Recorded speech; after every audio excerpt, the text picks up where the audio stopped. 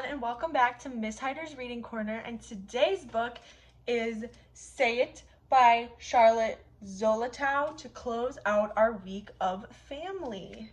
It was a golden, windy autumn day.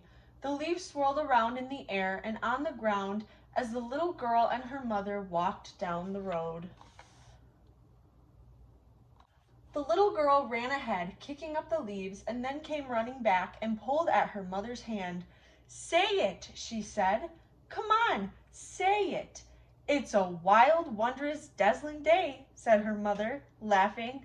"No, not that," said the little girl.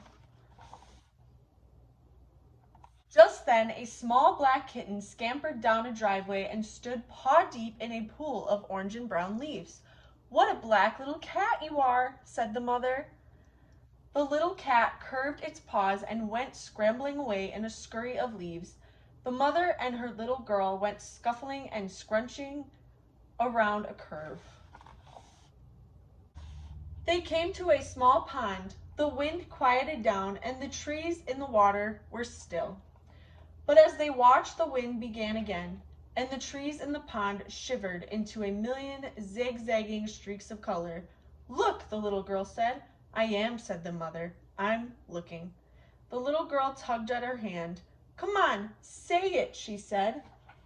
"It's magic," said her mother.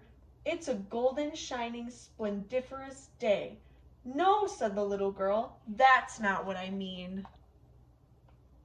They walked along, swinging hands. The clouds were gray-purple with the sun behind them. The little girl looked sideways at her mother, waiting for her to speak. A big dog came leaping out of the field, barking at them. "Nice boys," said the little girl, and he ran over to be patted, wagging his big tail so it swept up a spray of leaves from the ground. "Say it," the little girl said, looking straight at her mother as their hands met into the dog's long fur.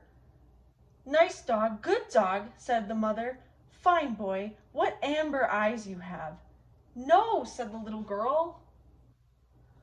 A piece of fluff from some milkweed floated by. The little girl caught the fluff in her fingers. "Look," she said to her mother. "It's lovely," her mother said. "A little floating cloud full of seeds." They walked on past a brook flowing down from the pond. It bubbled over mossy green rocks and made a muttering water sound that drowned out the crunch-scrunch of their steps. A few steps more and they came up their own road through the meadow and turned up the lane leading to their house. Smoke was coming out of the chimney, which meant the little girl's father had made a fire to welcome them home. Wild asters bent from side to side in the wind. The leaves blew in, swirling circles around their heads. It blew the little girl's hair straight up, and the mother's as well, and made them both laugh. The little girl ran up to her mother and flung her arms around her. The purple clouds blew into the chimney smoke. The leaves swirled around them, and the mother picked the little girl up. "Say it," shrieked the little girl. "Say it, say it, say it." "I love you," said her mother. "I love you, I love you, I love you." And she twirled around and around with the little girl in her arms until they were both dizzy.